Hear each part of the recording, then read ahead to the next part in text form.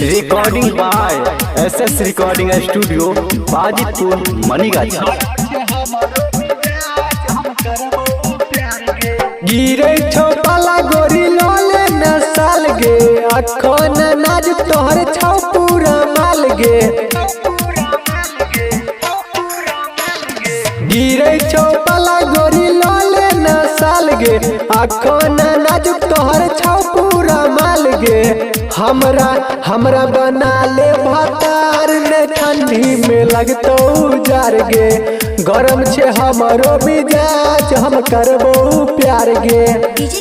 Recording by SS recording studio Bajitpur Manigachhi. रात भर रखबो तोरा पाजा में साइट के हिक भर माजा तोरा देबो हम रात के। आहे गई रात भर रखबो तोरा पाजा में साइट के हिक भर माजा तोरा देबो हम रात के। रोजे रोजे अंडा खिएबो तोरा गोल गोल हरदम गरम तोहर रहतो गोल बोल। हाँ रोज रोज अंडा खिएबो तोरा गोल गोल हरदम गरम तोहर रहतो गोल बोल। हमरा बना ले भातार ने ठंडी में लगतो जार गे। गरम छे हमरो मिजाज हम करबो प्यार गे।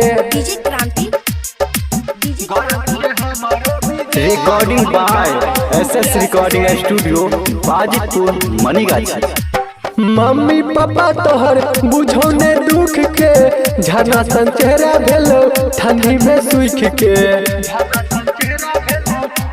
आहे गए मम्मी पापा तोहर बुझो ने दुख के झरना सन चेहरा भेलो ठंडी में सूख के।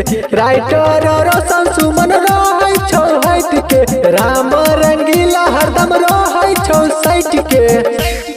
हाँ राइटर रोशन सुमन रहै छौ हट के राम रंगीला हरदम रहै छौ साइट के।